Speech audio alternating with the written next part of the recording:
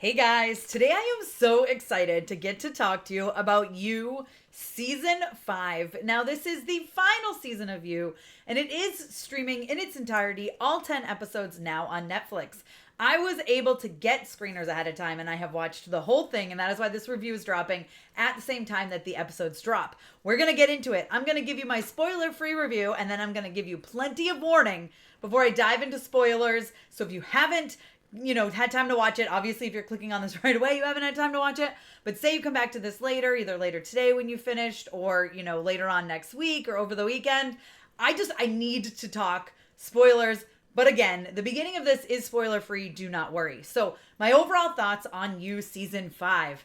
Man, we get the end of Joe Goldberg's story, in which, we have known him. We've had him for 5 freaking seasons. And now we come to the end of his tale, the ultimate toxic male, Joe Goldberg. His story is over. Now, I've got to tell you, I was instantly hooked on this show from the very first episode. The very first episode, I was like, I'm in. This is my jam. It's similar-esque to Dexter, and that there's like this serial killer just hanging out in plain sight, right? Somehow he's getting all these women to fall for him over and over and over. And he's a terrible person. He's a serial killer, right? He's not okay. The things he does is not okay. He tries to make you feel bad for him a few times. And there are times throughout the series that I did feel like, starting to feel bad for him and then being like, what the heck is wrong with me? He's terrible. Now, Penn Badgley does a fantastic job as Joe. I think he's incredible. He's one of the greats. He's solidified himself as one of the greats. And, I worry that he's going to get typecast as a creepy dude from now on, because people look at him and they'll immediately connect him to You if they've seen the series. I don't think that's going to happen, though. He's really a truly phenomenal actor. He's so great. And what he does in season 5 is brilliant. Now, I have to say, and I've said this before, and if you've watched my reviews, we got the end of season 3. And I thought, oh, that's probably the end, right? They hadn't announced a season 4 yet by the time I finished the screeners. And I was like, okay, that's the end. And I kind of dig it. I kind of like this for him, He's going off. He leaves Henry somewhere. And we're good. And then we got season 4. And I was like, oh gosh, do we need a season 4, number one? I feel like we had a great ending. What's going to happen? Is this going to be worth it? Is it just going to feel ridiculous? And you know what? No. Again, they nailed it. Right? They knew what they were doing. The story was great. It was interesting. It was intriguing. And then in the end, he's essentially riding off into the sunset with Kate Lockwood, right?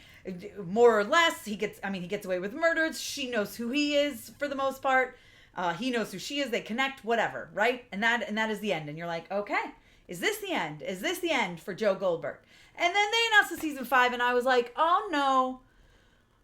Are they going to ruin this, right? I've really enjoyed this season, and it feels like third time you're going to get me. The third time I think this show is coming back when it shouldn't. Where I guess the second time, yeah, but the third ending, you know what I'm saying. I thought, okay, gosh, what am I doing? What are they doing? Is this going to be good? Is it going to be bad? Is it going to be in the middle? There's no way this is going to be perfect. What are we doing here? And then they freaking nail season 5. Now, I'm going to say, I got to hand it to the creatives behind this, because I love when someone goes out on their own terms. Now, obviously, we don't know what happens at the table. We don't know what happens fully behind the curtain. Were they told this had to be their final season? I don't know. But it very clearly was approached as the final season, the end of Joe Goldberg's story as we are going to be able to see it. Okay? It's not like, oh, they set up for a movie or they set up on a cliffhanger. No. This is final. This is an ending. The final episode is it. And the final line, oh my God, chef's kiss, brilliant. I got chills. I even teared up a little. I was like, this is what I wanted from this series. It's absolutely perfect. So I will say that what I love so much about this is that it really does a good job of bringing the other seasons in. It's very hard to talk about without spoilers, but it does connect to all the past seasons. And that is what I love about it, because it really does feel like, again, this is the end. This was the plan. They're going to end here. And so that's why they brought in so much little bits, little pieces of information, maybe certain characters that pop in from the previous seasons you guys have seen in the trailers. He's haunted by his past. So he sees certain people like Guinevere Beck, he's haunted here. And so it's interesting and exciting and thrilling and done very, very well. Now, I have to say, I feel so bad saying this, but so we have this new character, Bronte, right? So Joe's married to Kate. He's got Henry back. It's all lovey-dovey, lovely, okay? But we know there's some kind of strain there on his marriage, a little bit. And then Bronte shows up. And of course, she is there meant to be a draw for him, a pull for him, right? A test for him. And so will he, won't he with Bronte, you know, will they, won't they? And that becomes this kind of overall theme for the first like few episodes. Something about Bronte from the very first moment we met her irked me. I don't know what it was. It was really bothering me. I was like, this girl's smarter than this. She's just like fawning over everything this man says as much as she's trying to be like feminist. But then she's like, hee, you know, blinking at him. And I'm like, or, you know, batting her eyes. And I'm like, what are we doing? And it was really making me mad. And there was something off about her and I wasn't sure what it was. I was getting very annoyed. Like, not to the point where I wanted to give up on the series and not finish it. But I was really just frustrated by her. Just her actions and her decisions. And I was very annoyed. And then we got the magical thing that is episode 5. And the end of episode 5, my jaw was on the floor. Things started to make sense. And I was like, okay, well now I actually went back after and watched the first 4 episodes where she was driving me nuts and was like, oh my God, everything is clicking. I really love what they did here with this. Episode 5 is the turning point. It's midway through the season. There's 10 episodes total. And then by the end of it, I was just like, yes. This is what I want from a final season. And so I loved it. So this is the end of my spoiler-free review is that this season is great. It does a really good job of incorporating things from the past. It does a really great job of forcing Joe to really think about who he is as a person and continue to make excuses for himself over and over and over and over. He plays the victim so much, and he always has. And then this Bronte character is really interesting. She's interesting, and I'm going to get more into her in the spoiler part. But I just really enjoyed where this story was going. I enjoyed the way things were coming out from previous seasons and really mixing together. And I love the end. I think the final episode is a damn near perfect episode of television. Like I said, the final line gave me chills. I think Penn has solidified himself as phenomenal, but as has the rest of the cast, the creators. This is a great story from beginning to end. All 5 seasons blend very, very well together. They all play off of each other to culminate into what is really a truly epic finale. There's a lot of great stuff in here.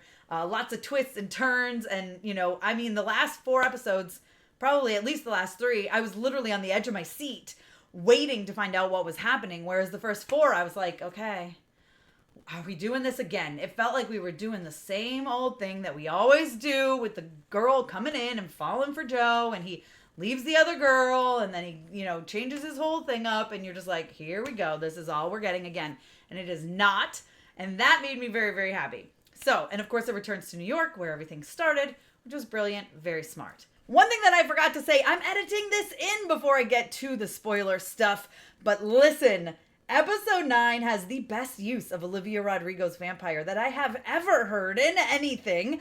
It's so brilliant, especially considering the things that happen and the things that are going on in previous episodes. Is phenomenal. It's fantastic. It's brilliant. And then, as if things couldn't get any better, episode 10 drops one of my favorite Taylor Swift songs off of the Tortured Poets department. We got Guilty as Sin, and let me tell you, it is another brilliant use of a song. I just had to throw that in here. I was so happy. As Olivia and a Swiftie, I was like, yes, this made me so happy. Wearing Olivia Rodrigo's shirt today, literally just was wearing it before doing this.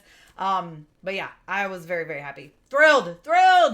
I love when a show can use a very, brilliantly uses song choice. It's great. Now, I am going to get into just a few spoilers, just my spoiler thoughts. So if you have not already seen all 10 episodes, just stop watching now and come back later. I promise you don't want this to be spoiled for you, okay? Because it's really fantastic to find out when you are watching it. But let me know if you are excited for season 5 down below in the comments. Let's talk about it. Now, let's get into spoilers. I've given enough warning. I am going to talk about it. So the end of episode 5, okay?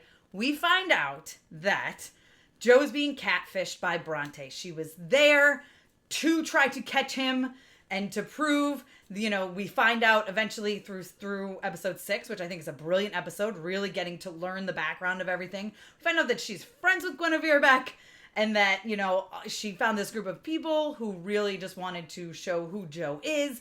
And that is what was happening. And I think that is why something about her was so unbelievable to me in the first few episodes, that I was like, she's driving me crazy. This just doesn't feel right. Is she really this stupid? She seems so much smarter than this. Like, something felt off about her. And I think the point of that was so that we believe it when it happens and we find out that she was there to catfish him. I think they needed to show that. It was a little frustrating, I'm not going to lie, but we got there.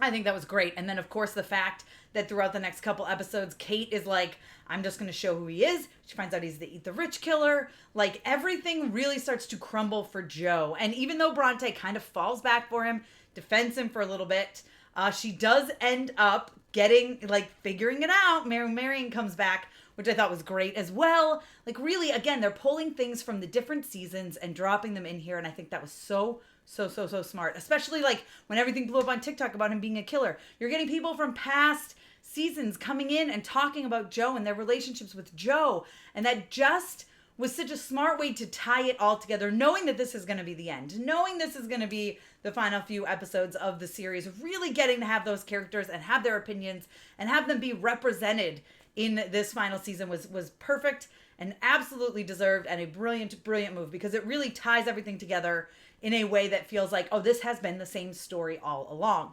And I love that. I love that they did that.